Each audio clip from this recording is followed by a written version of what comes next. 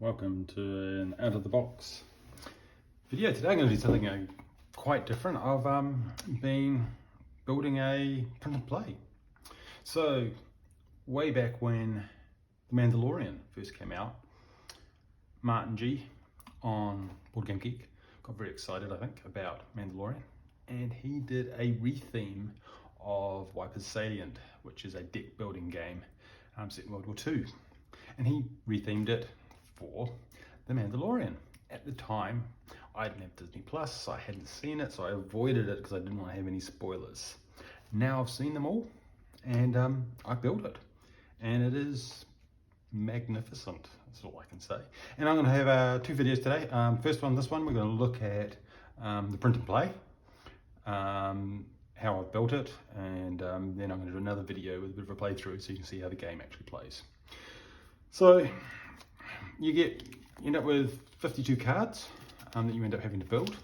The cards got images from the show, all on the Mandalorian, little Grogu, Baby Yoda, and they're really well done.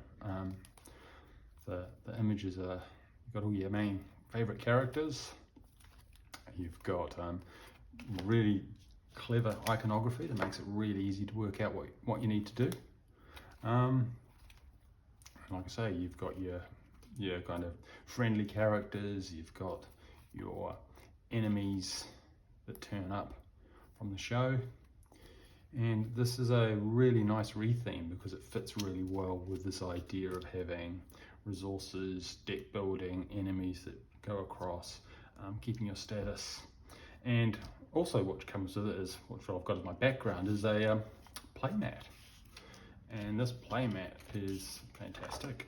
What I've done is I printed it on, we'll start with the playmat. I printed the playmat onto A3, then I've laminated it, I've done the corners, and then I've put some tape on the back to make it foldable for more easy storage. So that's very doable, and I really like playmats that people produce that are printable on A3, because that makes it really easy to print it. You only get 2 bits, which is nice, and the join is in a perfect place, which makes it very easy.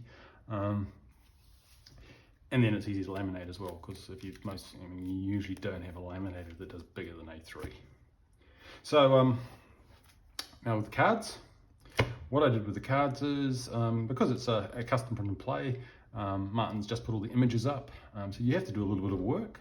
And so what I ended up doing was getting all the images. This is the expansion that I haven't built yet, and putting 9 per sheet.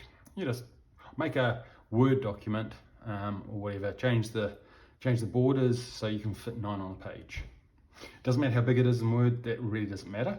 Once you've got it 9 as a page, then export it as a PDF.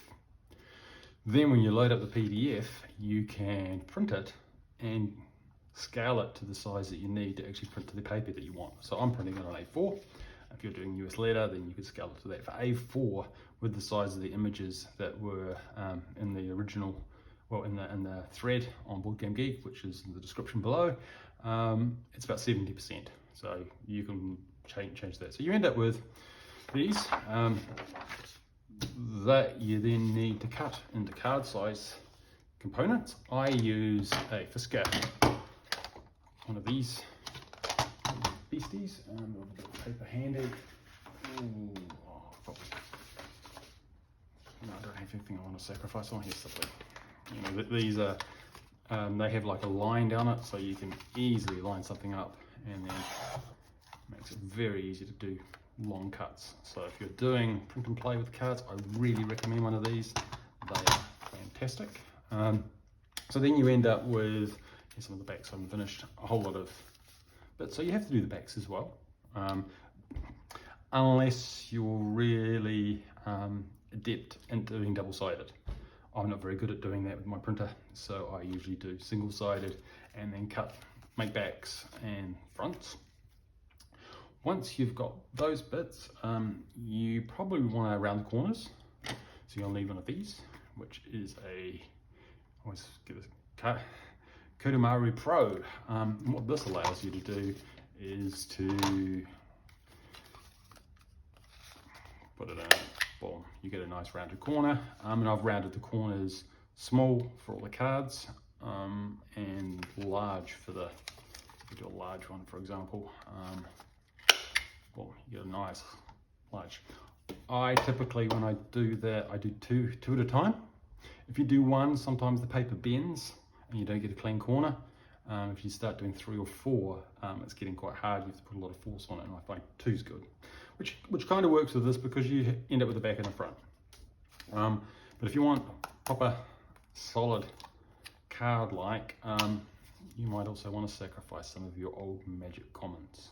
I got a truckload of these, and basically what I do is I do the corners, and then spot glue it on the back, and then sleeve it on both sides. So you end up with a card that is solid, looks like a real card, just with a little bit of glue, because the edges you don't really care about. So if you look at this one here, for example, you know, it's not glued all round, but then I don't care because I'm going to sleeve it. And then you've got sleeved cards. It is a deck builder, so you are going to be doing some shuffling. I'm just using sleeves I get from, if you're in Australia, go to EA Games. You get 100 of these high kind of thickness for $8, which is really good. So you'll need a glue pen.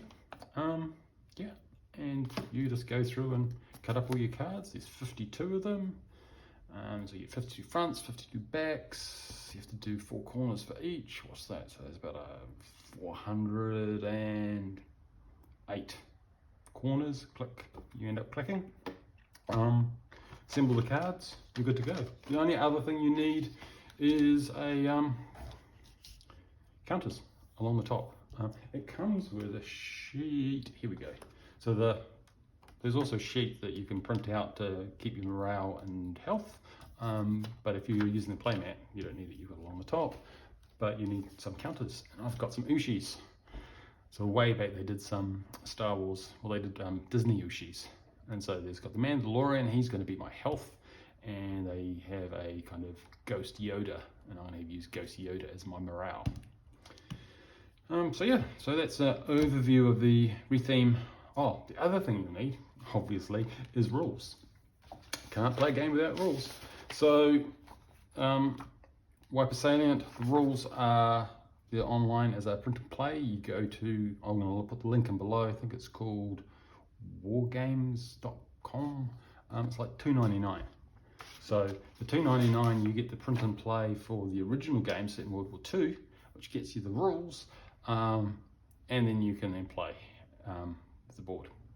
So there you go. This really amazing retheme of Mandalorian. It works really well. I've played a couple of games, died miserably. I'm going to do a playthrough in the next video.